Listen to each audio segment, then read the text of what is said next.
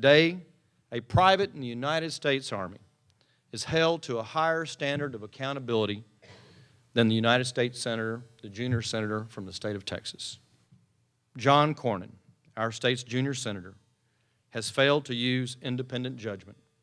He's failed to plan for our future. He's failed the people. He has failed Texas.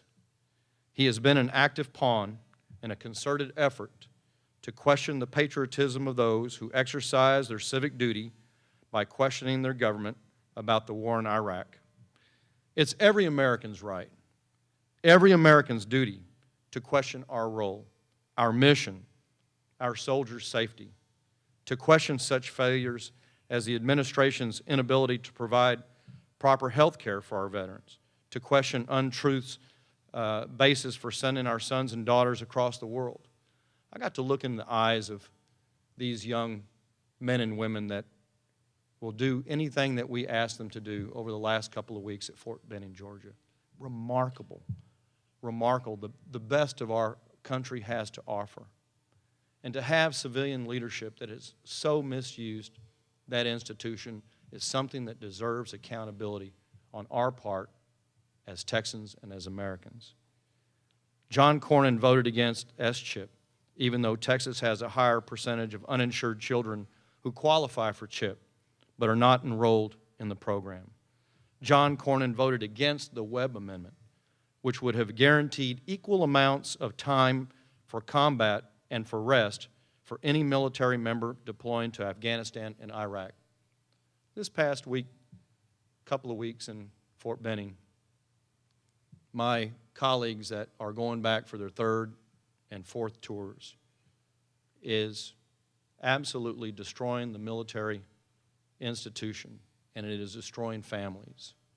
We see today where we are having a rise in the suicide rates of soldiers, and we see, Rodney, a decline in African American soldiers who are volunteering for military service, because those young people understand that this country is off track and we're on the wrong course. And John Cornyn continues to play out the ineffective and inappropriate tactic of dividing us as he beats the empty drum of immigration, serving political purposes, and is using it as a wedge issue in our country. Cornyn has verbally opposed a border fence while in South Texas and voting for the fence when he's in Washington. The standard for leadership and service has been set by the gentleman behind me, not by the man who occupies the Texas junior U.S. Senate seat. The secret to a brighter future, in my opinion, is not neglecting our children, using wedge issues for short-term political gain, or wearing out our military for an ideological obsession. No, as I said earlier, Texas stands at its greatest when we plan for the future, we bring people together, and we hold our government accountable. So now is the time to hold John Cornyn accountable. As we ratchet up our exploratory campaign, Texans will get a chance to see the many faces and many perspectives of our campaign that our campaign represents. Each time this picture will grow, because this campaign is not about me, it's about us. It is about we the people, it's about duty, it's about living up to a higher standard, and it's about answering the call to reclaim our state and our country. Together we will answer this call. God bless all of you, and God bless Texas.